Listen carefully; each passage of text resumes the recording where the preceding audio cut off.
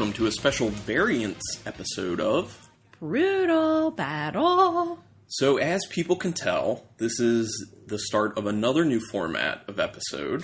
I guess the most recent new one we did was the vertical that we started with Kyle Norman at the beach. That was the old stock vertical. Right. So this is another one I've been wanting to do. I think I've teased it on the podcast before. So this is variants. So basically just getting a beer that has a bunch of different variants to it. Sometimes it'll be just a few. Sometimes it'll be like a lot. And it'll kind of depend how often we can put these episodes out, depending on what we can get our hands on, really. Because, there's not a ton of beers out there that have a bunch of variants to it. Obviously, it's usually going to be like stouts, specifically barrel-aged stouts, because that's the thing when it comes to variants. So, that said, we are starting this episode with a stout. The very first episode with a stout. Okay. So what is it? So, this is Narwhal. It is an Imperial Stout, and this is aged in bourbon barrels. Yep. This is by Sierra Nevada, and we picked this up 3 years ago. Yes. When we went to Asheville. Yeah. Because they have their brewery there in... Technically, what's the town? I don't know. River Mills, I think it is. It's probably on there. Yeah, that's true. Yeah, so this came in... It's in a 22-ounce bottle. There's 3 of them. Mills River, there you go. I had it backwards. So, yeah, it's in a 22-ounce bottle. There's 3 of them in a pack. Literally in, like, a cardboard pack. Mm-hmm. And I'll have the picture of it on the website. You can go check it out. Just brutalbattle.com. So, it's... the bourbon barrel-aged one, there's a rum barrel-aged, and a red wine barrel-aged. And I had known before we went to Asheville that this was going to be coming out. And I had checked with Mike at Wine World, and I was like, are you going to get this? Because I was very interested. Because we've had Narwhal, regular Narwhal we like before. It, yeah. Imperial Stout, very good. And we've actually had the bourbon barrel-aged version some time ago. Actually on our brewery showcase episode for Sierra Nevada. Oh. So, yeah, and I remember really liking it, but that's been like 5 or 6 years ago now. So, time to revisit it with this variants episode and then see what, the bourbon barrel does, the rum barrel and the red wine barrel. So, when we went down, and we did the awesome tour of Sierra Nevada we didn't do a tour. We just went to... Well, and we at least walked around the facility. We walked around on self-guided tour. Yeah, basically. And they obviously have a shop there where you can buy stuff. And I saw that they had the packs there. And Mike had been iffy on if he could even get any. So I was like, I'm just going to pick them up here. And it ended up being a good thing because the price was like $15 cheaper or something. It was still expensive. Yeah, it was like, if I remember, I think it's like $75 or something like that for the 3. But it sat down there for now about 3 years, and I've been wanting to do this type of episode with it. We just haven't gotten to it, so now's the time. We are. Let's do it. Okay, so, and we're going to record this in 3 separate. Oh, yeah. Because... we want to savor it. Yeah. Like, I broken it down to Rebecca, and I was like, we could do 2 at one time and then do the other one. But I kind of, we spent a lot on it. It's been sitting there for 3 years, so I want to savor it. Yeah. Do 1 per night. Do 3 nights in a row, 1 per night. Well, again, I am brought back to the time that you told me we could do all of the pumpkin beer. Drank all the pumpkin for the pumpkin beer episode in one night. That was very recent. No. Well, and if you really want to hear bad decisions, go back a bunch of years when we were doing some of our Decasode tournaments, and we did all barrel aged beers for a tournament, and things got crazy. And the IPA tournament, the Imperial IPA tournament, was also crazy. You can't find those on iTunes anymore, I don't think, because they cycled off. But if you go to brutalbattle.com. Or if you go to archive.org and just search Brutal Battle, everything's on there as well. Yeah. So we decided, because we wanted to enjoy each one of these, we're going to be kind of recording in 3 separate. Anyway, so we're going to start off with the Narwhal in bourbon barrels. And it is 12.5%. 12? Yeah. Oh, wow. Okay. So one of the ones I looked at is 10.5. I think it's the red wine one. It's 10.5. Okay, so that makes sense. You get different, depending based on the barrel. The barrel. Yeah. obviously bourbon would give you a lot more than wine. You just don't think about, well, I don't think about those things until like right now. So it's cork and cage. So let's see how easy this cork is. Well, okay, it's coming. It's pretty easy here. We're going to have a pop. I love this. I love this too, just like cans. No, it's not one crazy. Rebecca's always really nervous because of the time we did the Stone Brewery Showcase episode, and we had that best after. Was that it? Best after, and we opened it up and it just gushed everywhere. That was also cork and cage, and it was all. I'm always just place. I'm always. It was such a mess. We literally had to stop recording to clean it up. You can actually hear like the chaos though on that episode as things are just going like everywhere. Yeah, I think you can actually hear a little bit of like the beer trickling onto the table too. It was a mess. But hey, it's kind of funny in retrospect, right? All right. Does it look like an imperial stout? Sure. Sure as heck does. It's just like, it looks like a stout. It's dark. It's a dark beer. It's got a really dark head. Yeah. It's not, it's not like the darkest, but it's pretty dark. It's a little chocolate milky. It's a light chocolate milk. Yeah. I agree with that. Light chocolate milk. We've had more chocolate milky heads before. Yeah, agreed. Yeah, so it looks like an imperial stout for sure. So I'm getting... Ooh. I feel like I get a lot of wood showing up in that. Yeah, it's... Which isn't a bad thing. What I'm also perceiving like real like bitter dark chocolate and like chalky. Yeah. And soy sauce. Yeah, I agree with that. Maybe also a little like molasses. Sure. Yeah. Yeah. I agree with all that. I can see all of it. There's a little raisiny note on there because of the high ABV, I believe. But yeah, you can smell the spirit a little bit. Yeah, but for me, I'm not. It's more of the woodiness of the spirit. A lot of wood.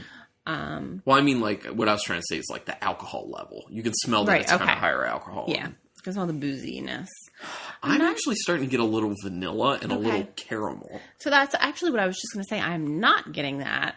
Which, I'm getting it. Maybe I need to keep sniffing. Well, I'm also like really swirling it up, and I feel like that's been helping, especially with taking like deeper sniffs as well.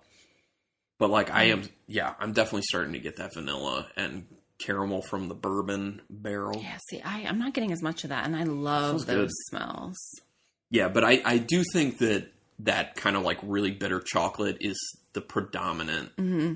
And the wood. Yeah, smell. Those two things very much predominant. Let's go in.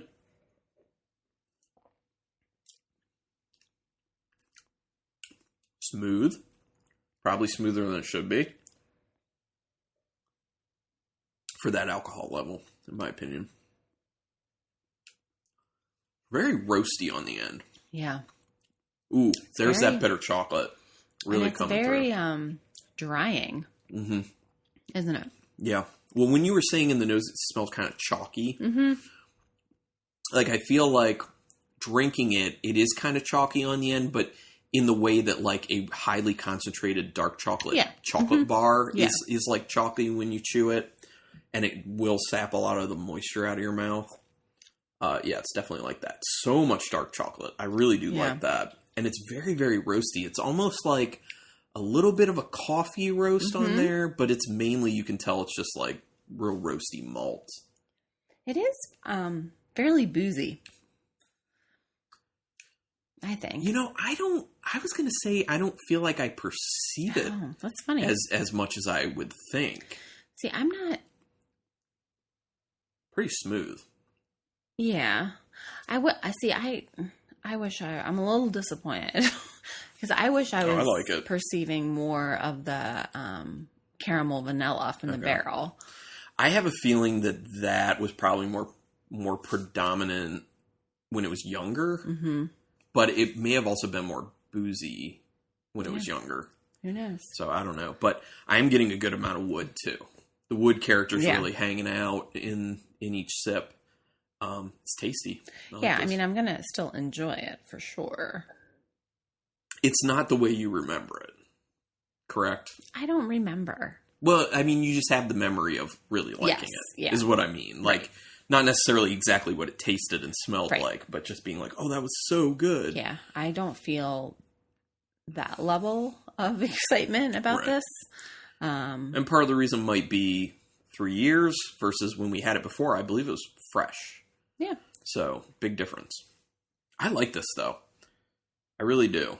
I think that dark chocolate is really good. I think it's really good. I don't really think I get soy sauce, though, in the flavor. No, I see where it was in the nose. It was in the nose. I'm not getting it in the flavor either. Mm-mm. Yeah, the flavor is predominantly wood, dark chocolate, bitterness. I'm not really getting the raisin either on the flavor, which is good. I'm typically not huge on the raisin notes. But I see what you're saying. Like, the vanilla and the caramel's not super there. That's just personally how I like my bourbon barrel aged stouts. But you still think it's boozy? Yeah. I really don't. I feel like I would peg this at like maybe 9.5%. Maybe, you know what? It could just be because I'm tasting so much wood, which makes me think of barrel aged, which makes me think of boozy. So in my mind. But then also, like, it's pretty bitter on the finish. It is. But I like it. Yeah. Like, I kind of like that bitter because of how I feel like it just rolls into the dark chocolate aspect of it. I don't know. I like it. It's good. Yeah. Although, we'll see, my head's starting to feel kind of warm. Yeah. Because I've been going a little faster on this than I probably should. Well, it's funny because right before we sat down to record, I was like, it's getting a little cold. I'm going to have to put a sweatshirt on. Now you're not. Not with this beer. I still think I might, though. Get it, Narwhal. Get it. Okay, well, cool. Let's move on to the next one. So actually, before we do move on, really quick, since we're recording this in 3 segments to savor these Narwhals, I wanted to go back and give you the flavor notes from the bourbon barrel aged one that we were supposed to have been getting to just kind of check in. So he said it's supposed to be like a chocolate-like malt backbone, and then there's supposed to be hints of vanilla, toasted coconut, and a slight touch of honey. I think we got a little bit of the vanilla. We obviously got a lot of that chocolate. No on the toasted coconut. Yeah. And the honey. I mean, that could just hit you as just sweetness. Yeah. So, I mean, we had sweetness. I think you said kind of like a molasses. Yeah. So, I feel like that's close enough. Sure. Okay, so here we go. Our next one we're moving to is the highest in alcohol. It is the rum barrel aged Narwhal, and it is 12.8, which isn't a whole lot more because the bourbon was 12.5. Oh. It's just 0.3 higher, but this is the highest one, just so people know. So let me go ahead and get the cork and cage off. Let's get it. Hopefully this one comes off easy as well. Oh, yeah. Mm-hmm. Oh, good. It's coming right out. Here we go. Whee. Boom. Not too much of a pop either. Okay. Let's get this sucker poured. And I will say this, something that kind of like is a pet peeve of mine that this bottle has. It has a rolled lip. I hate that because there's a tendency that when you're done with with your pour, that it rolls, like it has the stream of liquid roll backwards onto the neck of the bottle, and a lot of times that just ends up falling onto the ground. All the bottles, it's just thicker. That's what you mean, because they all have rolled. Oh, right. Yeah, that's what I mean. So like the roll is gigantic, but it creates that problem of when you're stopping your pour where you can just end up dripping more easily. So, it looks like the first one. It looks like the bourbon barrel aged one. Maybe it'll be exactly the same. The nose is definitely different. Yeah, it's a lot more understated, I think. It's definitely softer. I'm still getting a lot of the wood that we got out of that I agree. bourbon one, but it's dialed back. It smells like a spirit to me, but I wouldn't be able to pick it out as rum. Yeah. I have a tough time picking out rum. I know. And that also might just be because I don't drink a lot of rum. Yeah, I can see that. But... So knowing that it's aged in a rum barrel, I do feel like I pick up a little bit of kind of like a spice character that you can get from a rum barrel. Yeah, it's almost like a slight cola note on the end of the smell as well. Not strong, just like a little cola to it. Yeah. God, that wood is so strong, though. Like, I feel like it's stronger in this than it is in the bourbon one. Oh, no. I totally disagree. Well, no. Okay. It's stronger in comparison to all the other smells. Correct. You know what I Okay. mean? Like, it's overcoming all the other aromas yes. much more. Like, that is the big aroma off this beer, Right. but it's still not as big as... No, it's not as big volume-wise, because the bourbon barrel one just has a stronger smell in general. This one, since it is so much lighter, it's the volume of the wood is way lower, but in comparison to all the other smells, it is a lot higher. I get a little vanilla on the nose, actually. Okay. Well, I took my first sip. The mouth is definitely thinner. Oh, yeah. Definitely thinner. The wood, again, is dialed back. But I taste it. Yeah. For sure. I think I like this better. Okay, so the description that popped into my head when I drank it was a marshmallow raisin. Because there's a lot of raisiny note to it, and it's kind of creamy and some vanilla. So it's like a marshmallow raisin with chocolate added, because there is a sweet... It's not a bitter chocolate like the bourbon. No, it's like not at all. more of a milk chocolate. Yeah, this is definitely sweeter. I'm also, I think, perceiving the...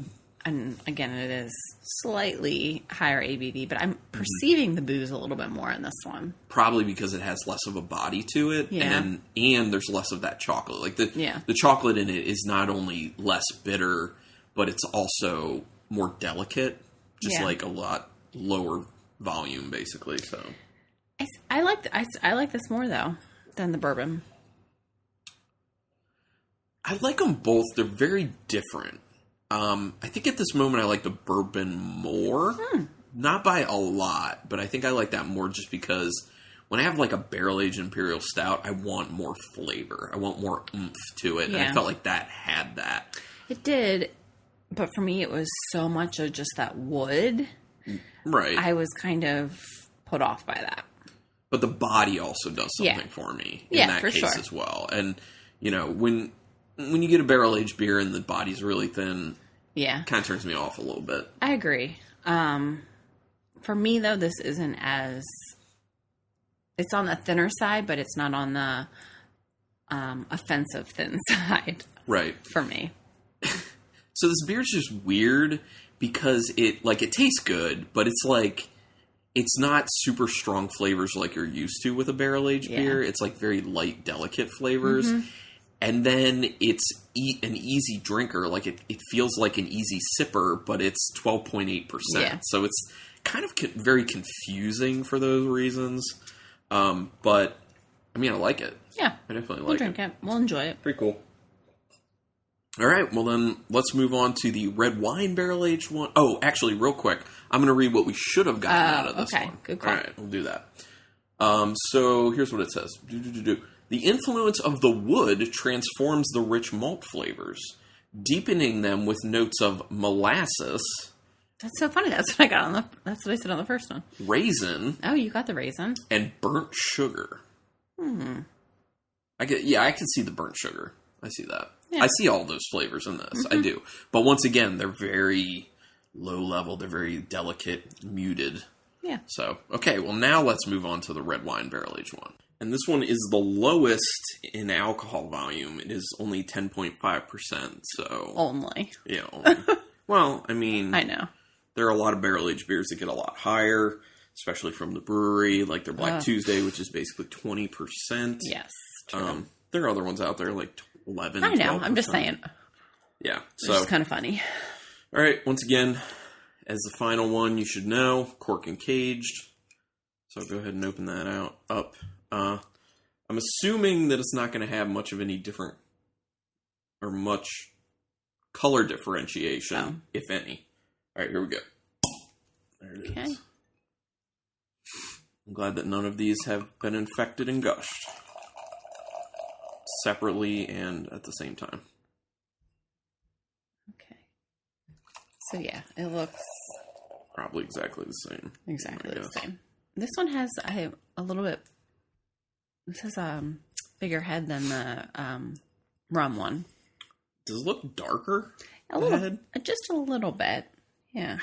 I think it looks like the head's lighter than the bourbon barrel aged one, but darker than the rum barrel aged one. I agree with that. But color wise, actually, the rum barrel aged one looked a little bit lighter. I thought. Oh, I don't remember. Yeah, maybe not. I mean, it's about the same thing. Whatever. Okay. What matters is the aroma and the taste. This smells really. I like this. I think this is my favorite nose. It smells grapey, in my opinion. Yeah, and I'm getting the wood, but it's way dialed down. Yep. It's more balanced than the previous two, where it was really like in your face. Yeah, I really, really smell red wine on top, and then I get the oak. And then I get like a nice chocolate on the finish. Right. I mean, like you definitely can tell, okay, this is a stout. Yeah. And you're getting the I mean, I mean, it literally smells like a cross between an imperial stout and a red wine, which has been done by the brewery before. Which was really good. Yeah, to great effect. A few ways. They have like their vindictive beers that do that, but they also had the Yount that we had before that was good. like a blend of Black Tuesday and a Zinfandel. Mm-hmm. The other thing is I feel like I can smell the bitterness of the tannins from the red wine portion of it, which actually some of those tannins can come from the wood from the barrel as well. But yeah, it smells really good. I'm very interested to taste it. Yeah, I'm going in.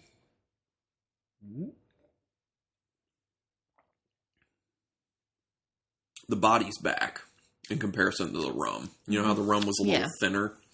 The body's back up with this. I don't think it's coming off as thick as the bourbon barrel one. I agree. But it's between that and the rum barrel, in my opinion. It's definitely fruity. But it's not like overly fruity, but I definitely get that red wine, red grape flavor to it. If you didn't know it was red wine barrel aged, I feel like that's like a tongue twister to say, but would you pick that out, or would you think there was just some sort of fruit added and it was just like a barrel aged beer with a fruit? You know, I could see myself thinking that it was just like cherries in an oak barrel with an imperial stout. I could see that because I do feel like I get a bit of like a cherry, like real dark cherry flavor to it. Actually, I feel like it tastes like more wine than imperial stout, in my opinion. Really? Yeah. I don't. Between the barrel character that I'm getting, like the wood character, I mean, and the red wine portion of it, I feel like the imperial stout aspect of it only comes in at the end with a little bit of chocolate. But that's just me. Yeah, I don't know. I wouldn't go that far. Okay. I feel like it tastes more bitter than the other two. It's definitely more bitter than the rum barrel. And I think it's a little bit more bitter than the bourbon barrel. And part of it being like that kind of like bitterness from tannins from the red wine barrel. I'm like having to like search my memory file. So again, we did the bourbon barrel aged 2 nights ago. And then the rum last night. And then I'm like closing my eyes and like going through my file folder of. Yeah. Do I remember? Not really. I like this. I like it. It's totally like a beer wine hybrid, in my opinion. So yeah, and I feel like it's definitely more beer. But I like it. I think this is my favorite. I mean, it's like a nice red wine with some chocolate added, kind of. But not super sweet. You know, like chocolate, the flavor of chocolate without the sweetness is how it comes off to me. And red wine wise, I mean, it kind of tastes like a Zinfandel, in my opinion. That might be because of the higher alcohol perception, I feel like. But, yeah, I mean, like I was saying, I get a good amount of, like, a potential cherry, like, dark cherry flavor. I like it. I do, too. I think it's good. Like I said, this is my favorite. Okay. I think it's close for me. But I think I'm still going to say the bourbon barrel's my favorite. slightly. Okay. So for me, it's my bourbon barrel at 1, the red wine at 2, and the rum at 3. Okay. What about you? So I'm going red wine 1, rum 2, bourbon barrel 3. Okay, so very different. Yeah. So this is a perfect example of why variants are great, because you have a lot of different palates out there, and people, just like we have 2 people on this podcast who have very different opinions on how these 3 beers rank. Do more variants, breweries. Yeah. It's worth it. It's fun. It is fun.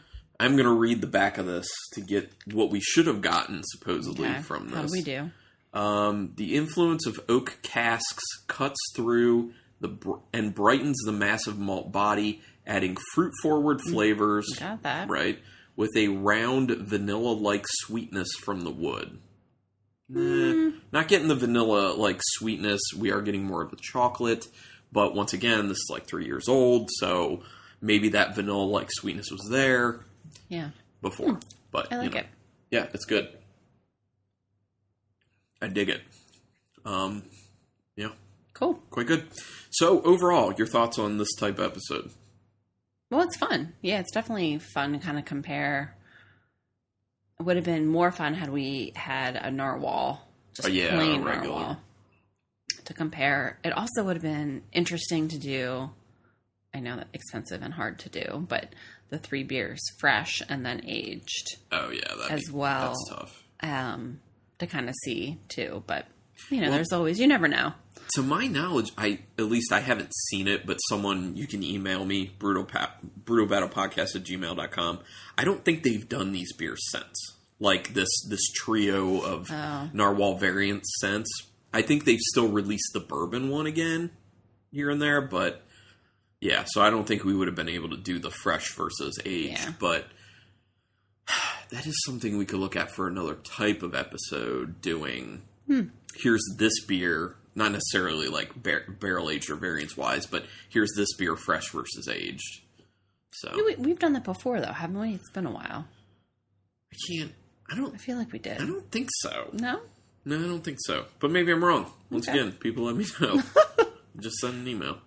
But anyway, that was fun. I do have some more variant episodes we can do. One that would be a sour, actually, that I just found in my cellar, and others that are imperial stouts again. Yeah, wow. Like that's different ones. But one of them would be like with additives. Not like this where it's like, and it's an imperial stout aged in different barrels. It's one where it's an imperial stout aged in bourbon barrels, but then other different things added for each of the different variants, which would be a lot of fun. I mean, it's going to have to be probably a stout or sour, because I know they do variants of IPAs, but it's usually they come out like seasonally. Yeah, and they don't do it all at once. It wouldn't be fresh, so. Actually, never mind. No? Because Heavy Seas Brewing just put out a pack of beer that's all loose cannon, done different ways. Oh. So if you want to do that... Well, that could be a pack attack. That's true. / variant. Yes, exactly. I think it's done like 4 different ways or something. Well, it's kind of like the Jammer Pack. Yeah, exactly. Yep. Yeah, there you go. Fun. Yeah, basically, okay. So this is our first variants episode, but the Jammer Pack was technically our first. Yeah. I'm just realizing that now. Okay, cool. Well, thanks everyone for checking this out. Do appreciate it.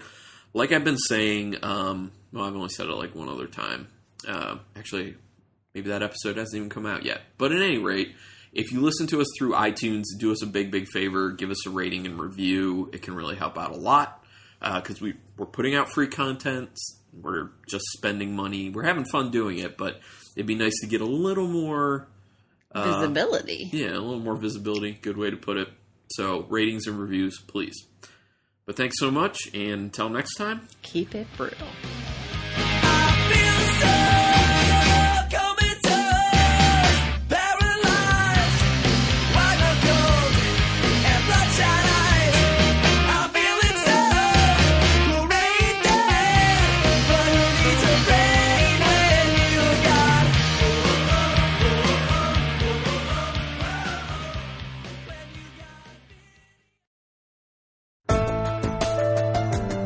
This has been a Nerd Circle podcast production.